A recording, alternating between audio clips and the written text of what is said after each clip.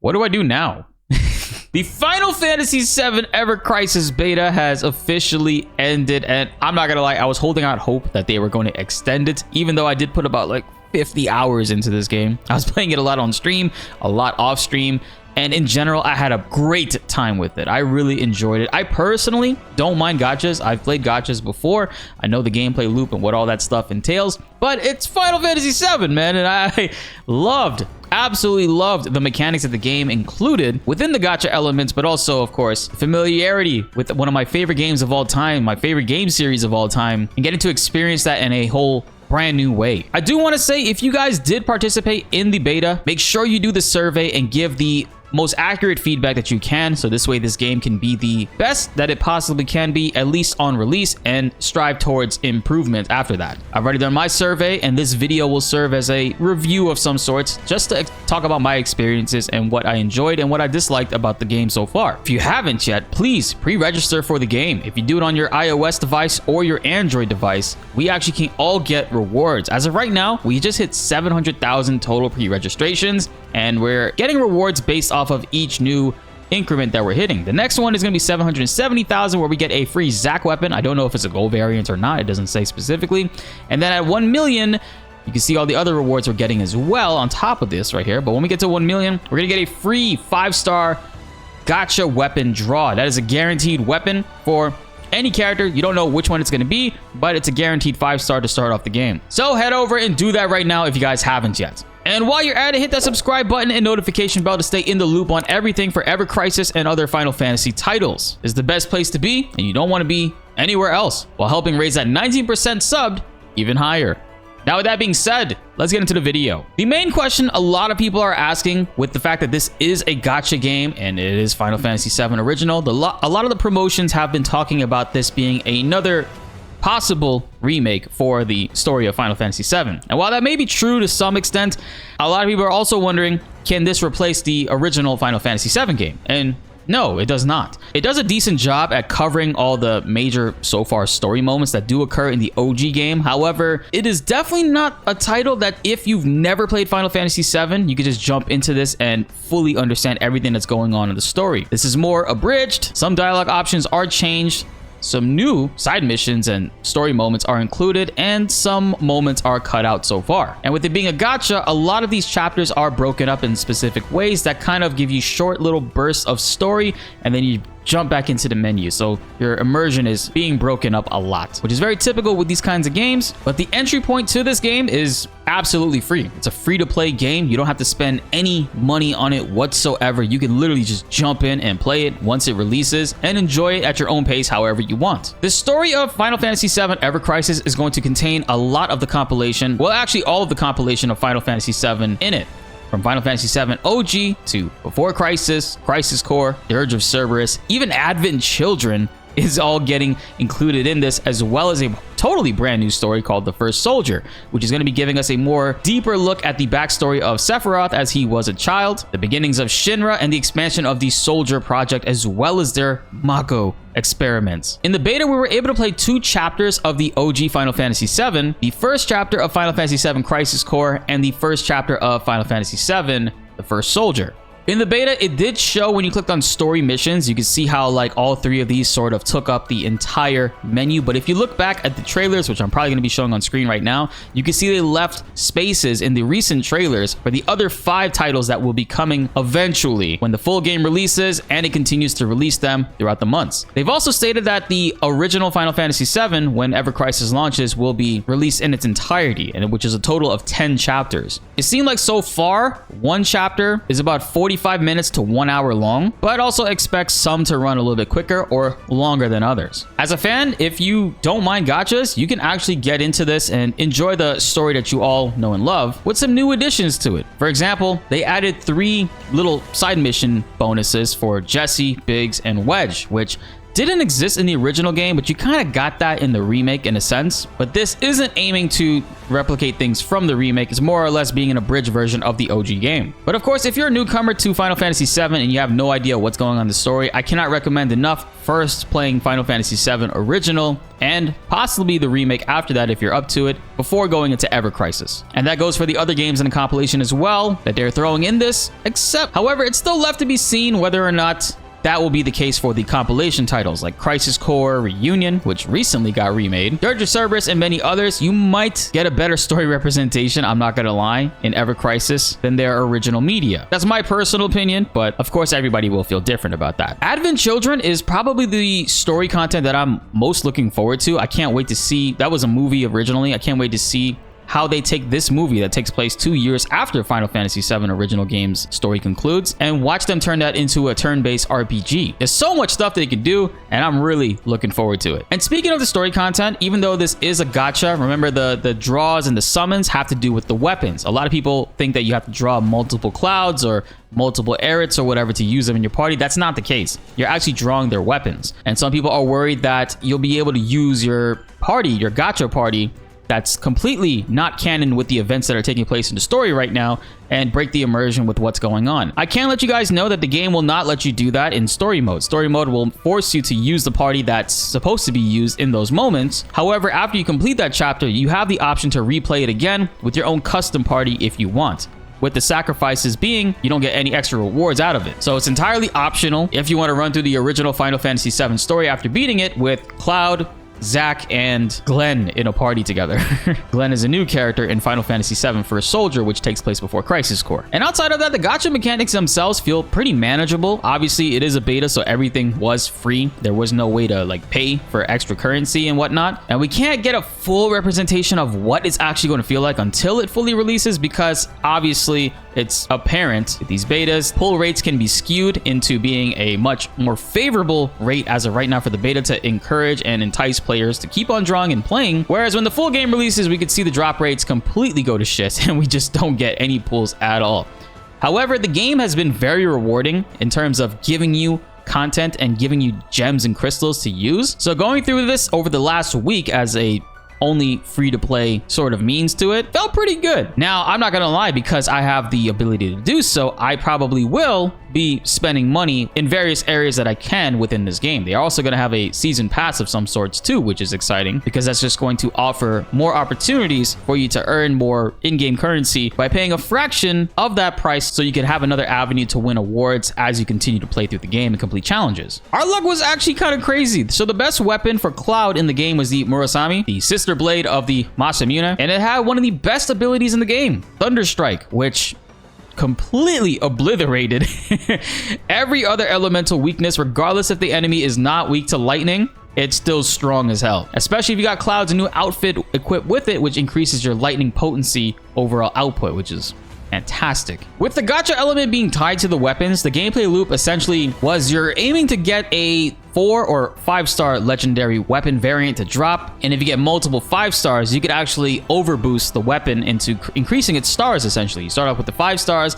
and then essentially you can make it 6 stars, with the 6th one being a red star, which can go all the way through that tier. And then after you finish that, you're not even done with that yet. There's actually an entire crazy white star tier that you can go through to even boost the weapon further, which might be brutal when the full game releases, considering that we're not actually getting a full look at what all the weapons will be. We're just getting a little bit of a sample size of it. So I imagine when there's more weapons included in this, the pull rates might get kind of crazy, depending on the banner, of course. In the beginning, it was very easy to just mix and match and use whatever characters you wanted to use, but obviously, as you got stronger and the enemies got stronger and the content got a little bit harder, you were forced to sort of use the characters that you have the best weapons available for. Now, that's not a mandatory thing by any means. That's just a thing that if you want to make it a little bit easier for yourself as far as grinding goes, that's what you can do. Like, for example, I started off with my team being Red 13, Cloud, and Tifa.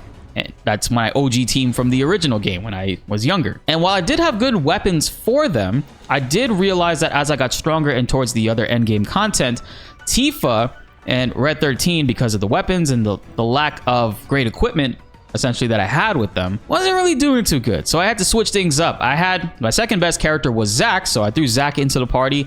And of course, we needed a healer. So I threw Aerith in there, and Aerith was a big game changer. Now, that's not to say you only can use Aerith to heal and like sustain your party's livability. It's more that it changes up the team compositions. Like, you can have multiple parties like pre-custom made, and essentially the way I was doing it was that I was having an Aerith in whatever party composition that I was putting together, because she was really invaluable towards beating some of the higher level stuff. Like, there was a point where I was actually under level to complete certain challenges, and just raw damage outputting it with Tifa, Cloud, and Zac just was not cutting it. So I threw Aerith in there, and with her heals and essentially her abilities, on top of the magic damage that she's able to output, was able to help us pull through challenges we were like severely under level to beat. For example, my total party level would be like 70,000, and we'd be coming up against a 85,000, let's say, enemy team. Whereas if I try to like out damage that, it's not going to be an easy time. But with Aerith, it just was much more simpler. Now, that doesn't mean I steamrolled everything. I did have my challenges, of course, because it also depends on your weapons you have for Aerith, and I unfortunately could not get the Fairy Tail legendary variant. The Fairy Tail legendary variant has Curaga all, so she can actually cast Curaga on everybody instead of single target healing, which is kind of brutal. I only had the purple 4-star Fairy Tail, and I was trying to pull for that 5-star, but man, it was tough. That was one weapon that I really wish I got. But every day, the rewards they were giving us and the opportunities that exist to continuously build up crystals and go back in and get more gacha rolls going to pull more equipment, there was nothing short of that. They absolutely gave us a lot, and I do hope that this trend continues into the full release, and if not, it's further enhanced a little bit more. I think the best approach for this, guys, is to continuously give players that currency, make them happy, and eventually, you never know, you might have some people that actually will spend money whenever they have to. So the way the equipment works in this game, it's pretty interesting, right? You have your main weapon, of course, and then you have your secondary weapon, which is something that you could also equip and also use the abilities or attacks essentially from it in your build. And the stats from it, as well as the passives, are included in your overall level and what you can utilize and what your character's power output is going to be. Aside from that, you also have gear, which again, only Cloud and Glenn had gear available if you were able to unlock it and finish their stamps essentially in the gacha rolls. Cloud's gave him a bonus of lightning potency and more defense. So ultimately, he was the best character in the beta.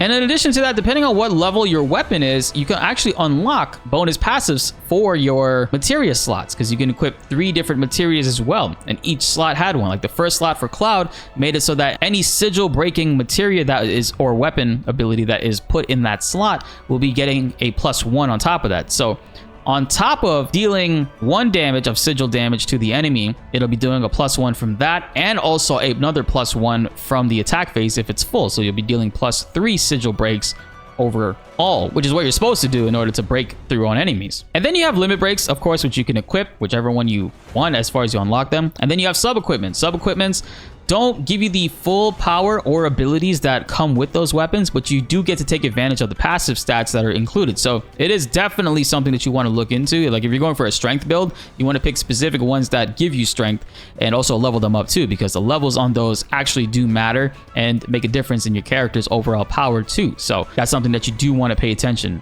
to as well. In the sub-equipment slots, you don't have to equip weapons only pertaining to the character that you're equipping it to. For example, I could give Cloud Tifa's weapons, even if Tifa is not in the party, as a sub-equipment so he can use the bonus passive stats from it. There's a lot of mixing matching that you can do, and a crazy amount of combinations that exist. Between strength and all the other stats, you can really get your characters OP. And if you don't want to deal with all that, you could always just hit the best equipment button.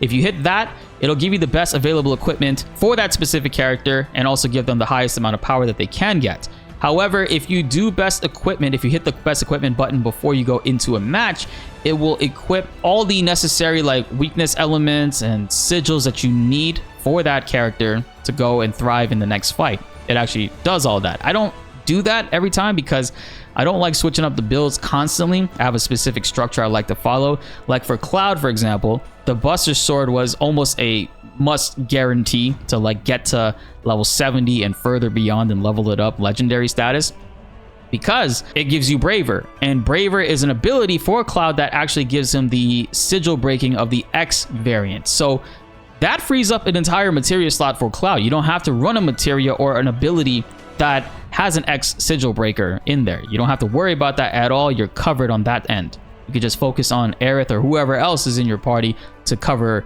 the other sigils or double down on it as well. And a lot of people are following that meta because it's just really good. If you could save a materia slot to cover another sigil, why not?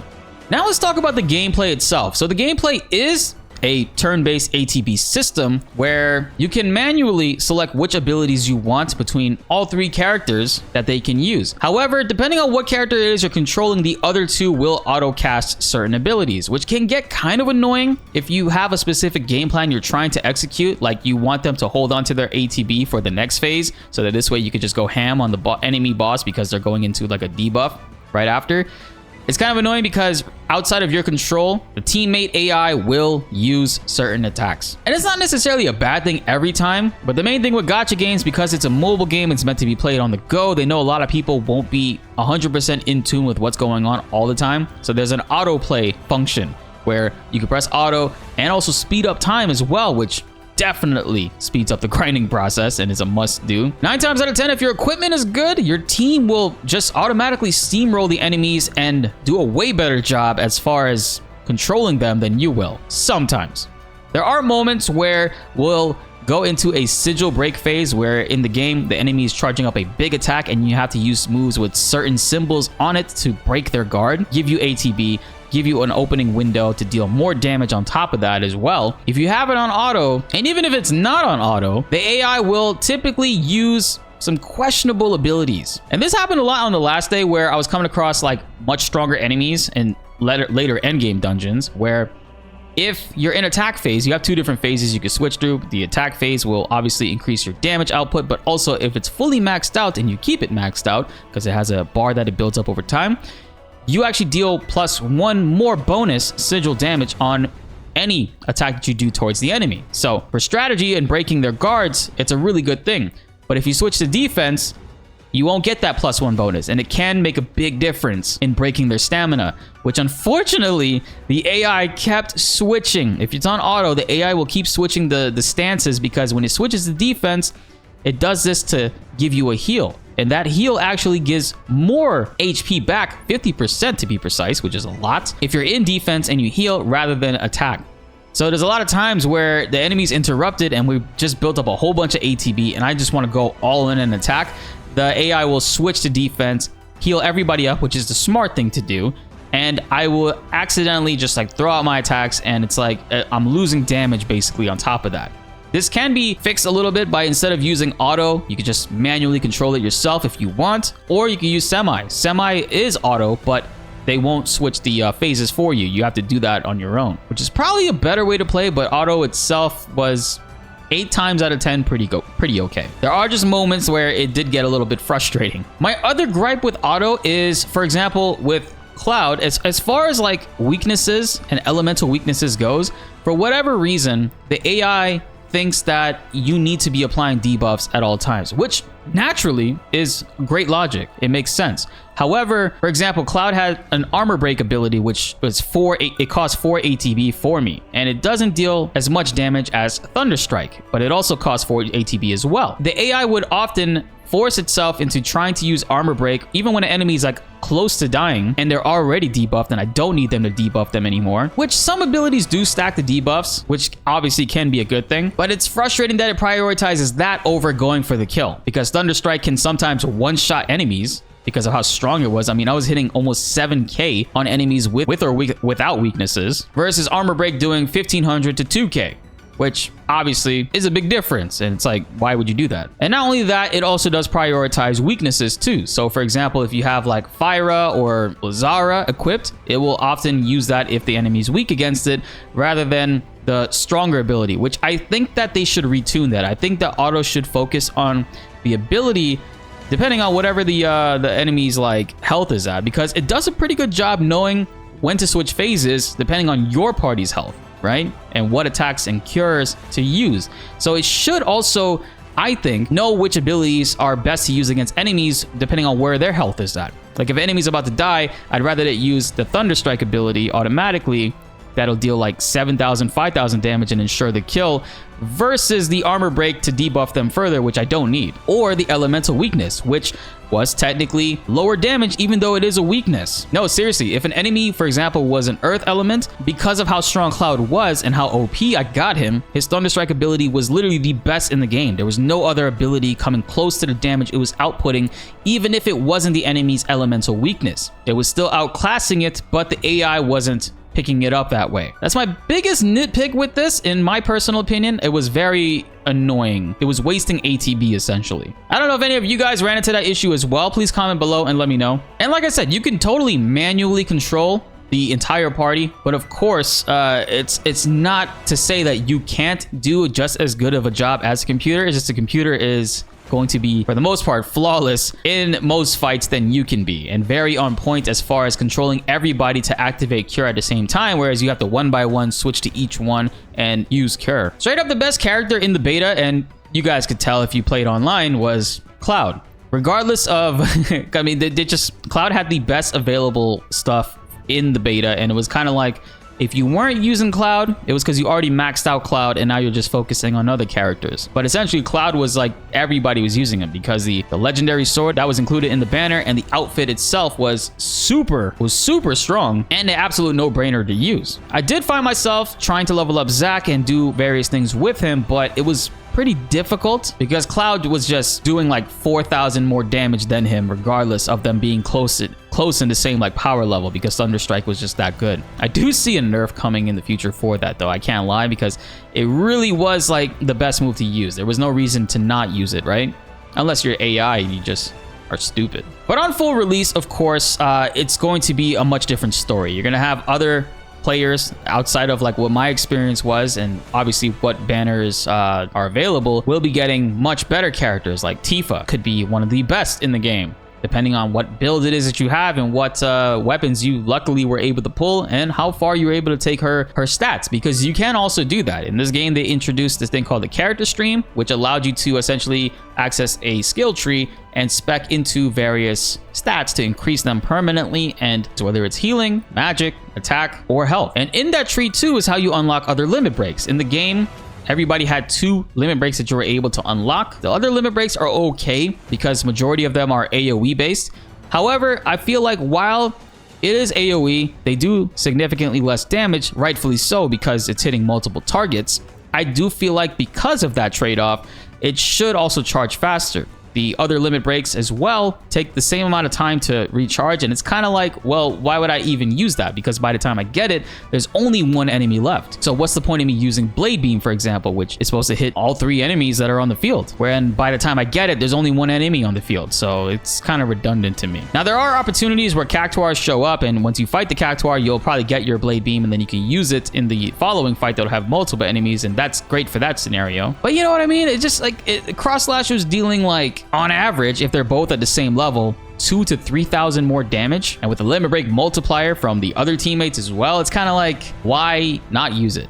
But I think personally, the AoE limit breaks, the other limit breaks, need to be charging much quicker. Right now, they both had an 1,800 charge rate, whatever number that is actually. I think if the AoE ones had maybe a 1,400 or 1,300 charge rate, maybe even 1,500 charge rate, as long as it's a little bit faster than the other one, it can come up much quicker, that would make it more beneficial to use. I don't think the damage numbers need to be increased or tweaked in any way. I just think that it needs to come up a little bit faster than the single target ones. Another dislike of mine is the stamina system. It's not necessarily the system itself, it's more about the how we replenish the stamina, right? Like, you can wait entire like day at 4 p.m. Eastern time is when the servers would reset, and you get your stamina like fully replenished. And there's 2 different currencies of stamina. There's the single lightning bolt stamina, which you get over, I think it's like 84 or something like that, I can't recall, and you could actually overcap that to like 200 if you have the mats for it. And if you run out, they give you stamina potions to use to replenish it. However,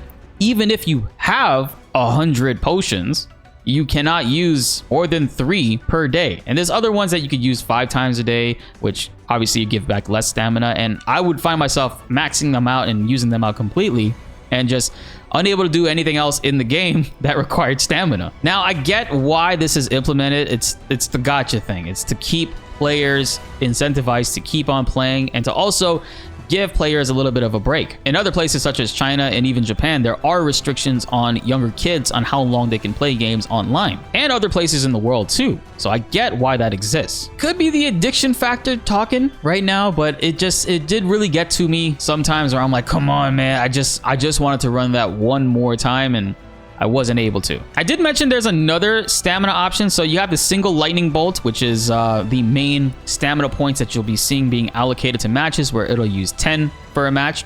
There's the triple lightning bolts, and this you usually get like 10 per day, and you can replenish these only with crystals that you earn in the game, or you could buy with real money, and you can only replenish it 3 times for a total of 15 per day. Basically, what those allow you to do is use 3 times the amount of stamina that you normally would in order to boost the experience points and the rewards that you get outside of that. So a lot of people were asking me, like, how do you grind levels? How are you getting stronger at the end of all this? Well, it was essentially me running training missions, but also running them with the triple multiplier, which basically gave me 3 times the amount of XP that I normally would get. So instead of getting 4,000 for the, I think it was level 60 training missions, I was getting 12,500. And same goes for multiplayer too. However, multiplayer is pretty expensive because it's 20 single lightning bolt staminas for 1 multiplayer match, and if you use a triple on that, that is 60. You'll be burning out quick. At the end of the day, it's probably not worth it, especially if you have other content you want to do outside of multiplayer. But the same thing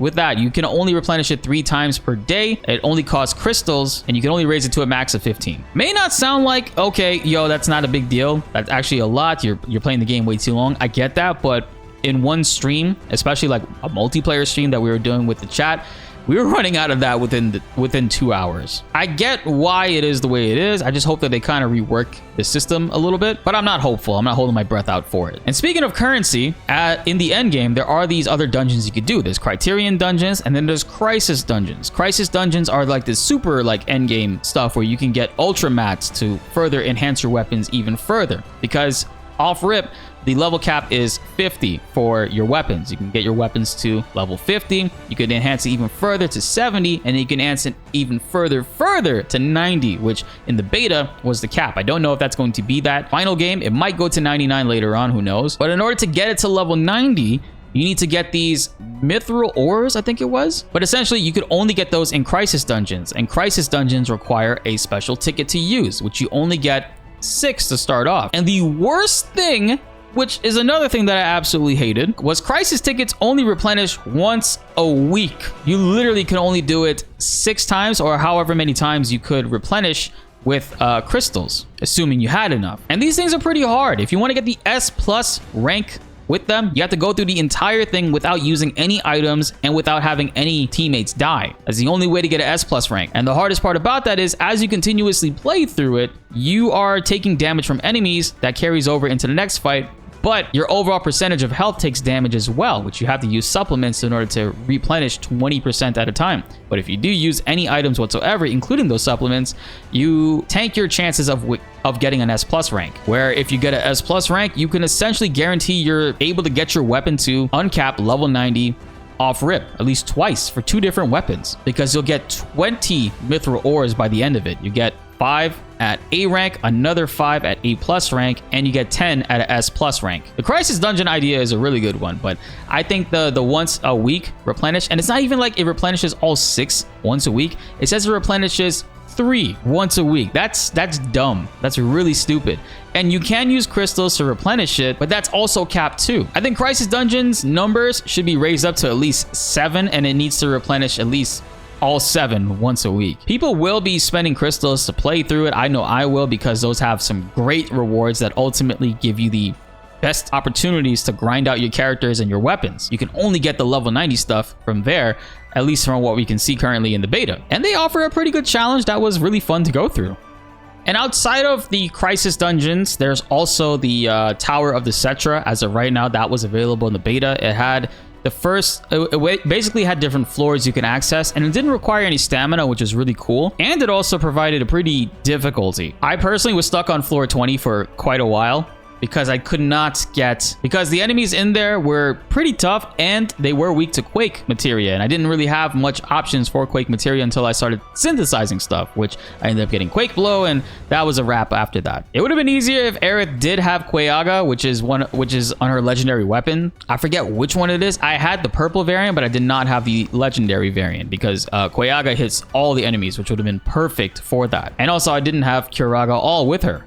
But they did end up patching in during the beta some more floors and also some more story content to do for the OG FF7 story, which is really cool. They kept things going. Even if you reached the endgame content, there was a lot of stuff to do that I played as many hours as I did play. I didn't even get a chance to dabble into the floors after floor 25. I made it to floor 25, but I wasn't able to go further than that. They also gave us the challenges to fight against Ifrit and Shiva. If you beat Ifrit, you're able to unlock Ifrit and use him as a limit break, essentially summon him in battles during limit break phases, which was great for Aerith if you wanted like damage. And beating Shiva also gave you this really cool like ice weapon for Cloud, which is again another great weapon for Cloud. And you could also unlock Shiva too, but I don't think a lot of people were able to do that. I think Baby Seal was able to because he is an absolute god, and just seriously the only other person I think that put more time in the game than me that actually got further. And also at the end of every single chapter, as far as like the beta goes, there were these extra red missions that you could do where you could replay the boss story battle moments in a much higher difficulty. And if you finish those, you get a icon of whatever character it was that you beat. I was only able to get the Scorpion Sentinel and Reno by the end of the beta. I could have probably tried to get more stuff for Zack as well, but I was not focusing on that. I was desperately trying to get levels going in other areas. The multiplayer was a lot of fun. It was so cool to like play with so many different viewers and so many other content creators during this entire process. There was often times where I was playing it where I wasn't streaming. I was just hanging out in my house and just playing it just to play it, because it was on a schedule base where multiplayer will be available at like 4 p.m. and then again 8 p.m. and then finally 11 p.m. at night, and those are the only 3 times you can play it per day, which was annoying. But I do hope, and you know, fingers are crossed, that in the full release, if it is on a schedule base again, I don't know if it will be or not, that they have multiple events going every hour for different fights. Because at first it was just a Scorpion Sentinel for the first 3 days, and then the rest of the beta it was the twin Wutai giants that you fight as Zack against. And while those enemies they were really cool, it just got kind of stale after a while. But it was just fun being able to play with other people, because I would jump into a match, party up with people that are in my community that I know, or I'll come across a entirely new person, and then they'll message me like on YouTube or something saying, hey, yo, we just partied, I just played in a match with you in Ever Crisis, yo, GG's or something like that, which I love that interaction. I thought that was really cool. But they do need to increase the friend list rate. I know for the beta, it probably was limited to 30, but 30 is not enough for the full game to release, man. At least 99. 99 is manageable. I'll be able to like get a significant amount of players in there, people in our community that will be playing this game. Of course, it's going to be more than 99, but I'll be able to rotate players in and out, which will be really cool. And that was just a lot of fun, being able to do private lobbies and invite people from my communities and let you guys use the lobby system in order to join it that way, because we could still level up even if it is a private custom match. Great decision on their part, by the way. Really massive dub in that aspect. Besides like the full story, all this game is missing is a PvP aspect. I know War of the Visions has a PvP element where I think it's auto-based only, where you don't control what the team is doing, and you essentially you could put your team against another player's team. You know, we need some PvP in this game. Fingers are crossed. I haven't heard anything about that being implemented into this, but if that is, this game will be definitely taking lots of hours from me, and we're going to be making all kinds of fun like content, like maybe even like hosting tournaments and stuff just of our community members is going head to head with like the best available characters that they have as a team, or 1v1s. I'm hoping, fingers are crossed, that is going to be something that they look into, because I think the co-op multiplayer aspect in this is really fun and a great implementation. PvP, now that's a breadwinner right there. I really enjoyed this. I think this is a great product, much better than First Soldier. I liked First Soldier, but there was a big issue with obviously being a first-person shooter and not hitting it wasn't targeting the Final Fantasy demographic at all. With this gacha though, and including like elements from the original Final Fantasy VII and all the other future games that are going to be coming in the compilation too, definitely is hitting their target audience, especially with it being a turn-based system and also featuring some type of multiplayer too. There's a lot of content in this so far that I could see. I mean, this is just the beta, that could speak towards its longevity and how long this game will be in circulation and being played and all that good stuff. So fingers are crossed that they continue to listen to the players, they provide feedback, and they don't go so hard or like, you know, bleed us dry with the gacha elements. I mean, like I said, that's left to be seen how they handle it when the full game releases, but so far in the beta was pretty good. So much so that I often I find myself opening up my phone and clicking on it every single time I open it just to check and see if it is available. I know I said a lot, and yo, if Square Enix, if you guys saw this, again, I appreciate you guys selecting me for the beta, allowing me to create content for it, and just overall enjoying this entire experience with my community and all my friends. I thought this was a really fun way to go about this, and I was not expecting to have this much fun. I seriously wasn't. Me as a gamer, I play all kinds of genres. I play generally everything from shooters to fighting games, RPGs, of course, story games, action, adventure, all that shit. Sports games as well. I love to try everything at least once. And with gachas, before, my main thing that with them was Pokemon Masters, Dokkan Battle, and Dragon Ball Legends. Those are games that I played for many years, and I actually did spend money on. Yu-Gi-Oh! Duel Links. If you go back on my channel, the first pieces of content that I consistently uploaded, where I actually started to like make content for, was Yu-Gi-Oh! Duel Links, because of how much I liked the game. But gacha isn't for everybody. It does have its annoying moments. It does have moments where grinding can be a pain in the ass, which we did get a brief look at in the beta, talking about like, you know, the grinding elements and how many different missions you have to complete in order to get this specific material. And then you got to take that material and upgrade it to a certain material. And then you got to take that and apply it to your weapon. And then you got to go do this other mission to get these other ones. It has all that stuff. But if you are used to gachas and you like Final Fantasy VII, look no further. This game is perfect. It's completely free to play, and it's something that I can honestly recommend to you. However, if you've never played a gacha before, be warned. Okay, going into this, it can be pretty grindy. Not in the beginning. The beginning, it won't be grindy at all. But like towards the end game stuff, they have specific design choices to keep players playing for quite some time. So as long as you know that and you're prepared for that, by all means, try it out, experience it for yourself. Don't just take my word for it. Some of these people might like it, and some people that don't like gachas and were never interested in it might actually like this time around. Remember, gacha is an element of RPGs, and you guys do like turn-based RPGs, you'll find some enjoyment in this. Now, I'm going to be trying to play this completely free to play and documenting all of that as well. Like, if you want to be a free to play player and you don't want to spend any money at all, that is very possible in these games. However, you're gonna have to curb your addiction protocols, because there are moments where you're like, oh god, I just need one more, but you don't have any more opportunities to do that one more, because you technically have to spend money or buy gems to continue it. So just keep that in mind. Thrive in these games as a free to play player. It's not impossible, but it does require a lot of patience. And if you got the patience and you got the time for it, by all means, you can do whatever you want. Now, if I had to rank this beta between all the content they gave us, the fun aspects of it, and all the negatives that I did have with it, I'll have to give it a 4 out of 5. It's very close to being a 5 out of 5, but there were some moments in combat, specifically the auto mechanic and how it determined that certain attacks were more of a priority than others, even though those other attacks would just clearly kill in like one shot or deal more overall damage. Did frustrate me. If they can find a way to refine that and fine tune it, it'll be a perfect 5 out of 5 for me. But I think 4 out of 5 is really solid, and Applebot did a fantastic job with this, and I really do hope the only other thing that they can really do is bring this to consoles, bring this to PC. Final Fantasy VII Ever Crisis will thrive and do very well on like mobile devices, of course. But if you really wanted to transition above all that and do even better, you gotta put this on PC.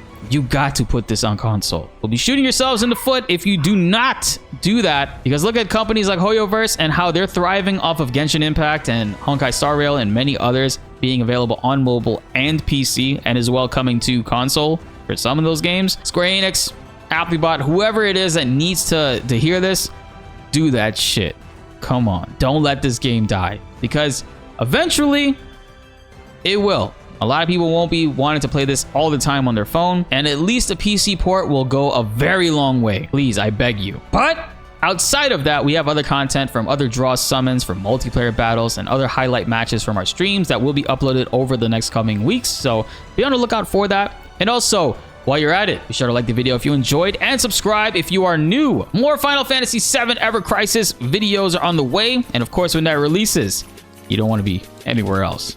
My name is BltzZ, and thanks for watching.